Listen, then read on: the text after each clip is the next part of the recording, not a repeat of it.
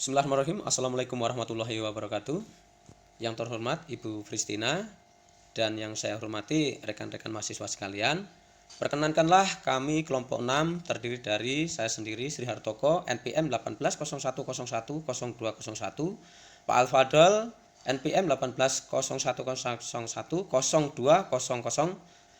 Mbak Maisaroh NPM 1801010074 dan Mbak Julia Andriana NPM 1801010011. Kami akan mempresentasikan organisasi bisnis internasional. Desain organisasi internasional yaitu satu, desain organisasi adalah struktur organisasi tertentu sebagai hasil dari berbagai keputusan dan tindakan para manajer. Itu diterangkan oleh Ivancic, Konopasky, dan Madsen 2007-236. Yang kedua adalah desain organisasi global adalah desain global yang diadopsi oleh setiap perusahaan yang harus berurusan dengan kebutuhan dan mengintegrasikan tiga jenis pengetahuan untuk bersaing internasional secara efektif, yaitu pengetahuan lapangan, pengetahuan produk, dan pengetahuan fungsional. Bentuk umum desain organisasi global itu ada 5. Yang pertama adalah desain produk global, kedua desain area global, yang ketiga desain fungsional global, keempat desain customer global, dan yang kelima adalah desain metrik global. Desain produk global adalah memberikan pertanggungjawaban seluruh dunia untuk produk tertentu atau kelompok produk untuk memisahkan divisi operasi dalam perusahaan. Yang kedua, desain area global, yaitu mengatur kegiatan perusahaan di seluruh daerah tertentu atau wilayah di dunia. Yang ketiga adalah desain fungsional global, yaitu panggilan untuk perusahaan yang membuat departemen atau divisi yang memiliki tanggung jawab seluruh dunia untuk fungsi umum, keuangan, operasi, pemasaran, dan MSDM. Desain yang keempat adalah desain customer global, yaitu digunakan ketika suatu perusahaan melayani pelanggan atau kelompok pelanggan yang berbeda, masing-masing dengan kebutuhan khusus, menyerukan keahlian khusus, atau perhatian. Dan desain yang kelima akan disampaikan oleh Mbak Maisaroh. Bentuk umum desain organisasi global. Desain metrik global merupakan hasil melapiskan salah satu bentuk desain organisasi di atas sebuah bentuk berbeda yang ada, memungkinkan perusahaan untuk mengambil keuntungan dari fungsional, daerah, pelanggan, dan organisasi produk desain yang diperlukan sekaligus meminimalkan kekurangan masing-masing. Selanjutnya, manfaat dasar penerapan strategi internasional. Terdapat 4 poin. Yang pertama yaitu peningkatan pangsa pasar, yang kedua pengembalian dalam investasi atau return on investment, yang ketiga adalah nilai ekonomi dari skala dan pembelanjaan, dan yang terakhir adalah keuntungan lokasi.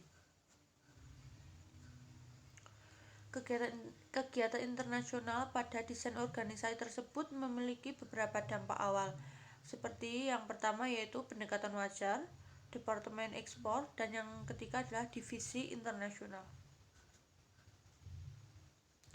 Selanjutnya, tipe organisasi bisnis internasional. Terdapat 2 hal. Yang pertama yaitu bisnis. Strategi level internasional, perusahaan mengikuti strategi umum seperti memimpin harga, diferensiasi, fokus memimpin harga, fokus diferensiasi, integrasi kepemimpinan harga atau diferensiasi. Yang kedua yaitu perusahaan. Strategi level internasional, multidomestik, global, dan transnasional, atau gabungan dari multidomestik dan global.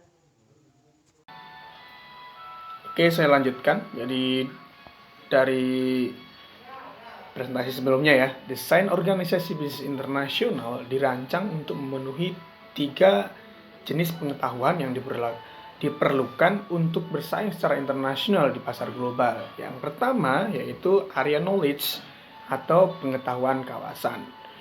Manajer mesti memahami budaya komersial, sosial, dan kondisi ekonomi di setiap pasar asing yang dilayani perusahaan tersebut. Yang kedua, product knowledge atau pengetahuan tentang produk. Manajer mesti mengetahui faktor-faktor tren teknologi, kebutuhan konsumen, kekuatan persaingan yang mempengaruhi produk yang diproduksi perusahaan dan menjualnya. Yang ketiga, functional knowledge, yaitu pengetahuan fungsional. Manajer mesti mempunyai akses mitra kerja dengan basis keahlian dalam menjalankan fungsi bisnis seperti produksi, pemasaran, keuangan, akuntansi, sumber daya manusia, dan teknologi informasi. Slide berikutnya. Nah, desain struktur organisasi bisnis global berdasarkan produk. Bila suatu divisi memfokuskan satu produk atau kelompok produk, maka manajer divisi memperoleh keahlian dalam semua aspek mengenai produk tertentu atau kelompok produk tertentu. Desain produk global memungkinkan efisiensi dalam produksi karena manajer bebas memproduksi produk di mana saja, biaya manufaktur rendah. Memungkinkan manajer mengkoordinasi berbagai fasilitas produksi, pengalihan output dari satu pabrik ke pabrik lainnya bila kondisi permintaan global biaya berfluktuasi. Desain produk global memfasilitasi pemasaran produk global. Karena desain produk global mendorong para manajer berpikir global, desain produk global juga memfasilitasi falsafah perusahaan secara geosentris. Permasalahan terkait dalam desain organisasi global ya. Ada beberapa, di antaranya adalah sentralisasi versus desentralisasi. Ya, sentralisasi artinya terpusat, desentralisasi tidak terpusat. Ya. Sentralisasi membuat keputusan sangat kritis yang menentukan tingkat otonomi, kekuasaan, dan kontrol. Sedangkan untuk desentralisasi memungkinkan anak individu kebijaksanaan yang besar atau strategis, strategi keuangan, produksi, dan membiarkan keputusan dibuat oleh manajer paling dekat dengan pasar. Yang kedua, peran dewan direksi anak perusahaan. Menggabungkan masing-masing anak perusahaan di negara anak perusahaan bergerak operasi. Ada koordinasi yang berikutnya, ada koordinasi dalam organisasi global. Proses menghubungkan dan mengintegrasikan fungsi dan kegiatan kelompok yang berbeda, unit atau divisi. Fungsi pengendalian dalam bisnis internasional ya. Ada 3 fungsi. Yang pertama, pengendalian strategis ya. Untuk memantau seberapa baik perusahaan internasional merumuskan strategi dan mengimplementasikan strategi tersebut. Yang kedua, pengendalian organisasi, berfokus pada perancangan organisasi. Yang ketiga, pengendalian operasi, berfokus pada sistem dan proses operasi baik dalam perusahaan maupun anak perusahaan beserta unit-unit operasinya. Mungkin demikian, biar selanjutnya akan diteruskan oleh teman kelompok saya. Terima kasih. Ya, baik, saya akan melanjutkan presentasi dari teman-teman yang sebelumnya. Di sini saya akan membacakan tentang mengelola fungsi pengendalian dalam bisnis internasional.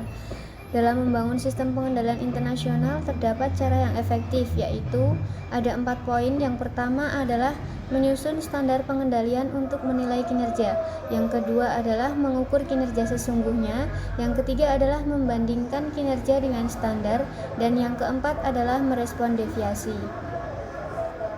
Untuk yang selanjutnya adalah teknik pengendalian dasar yang sangat penting adalah yang pertama ada sistem akuntansi, yaitu perusahaan internasional harus mengembangkan sistem akuntansi untuk pengendalian dan memonitor kinerja keseluruhan perusahaan dan setiap divisi. Yang kedua adalah prosedur, yaitu kebijakan, prosedur SOP, aturan dan juga peraturan.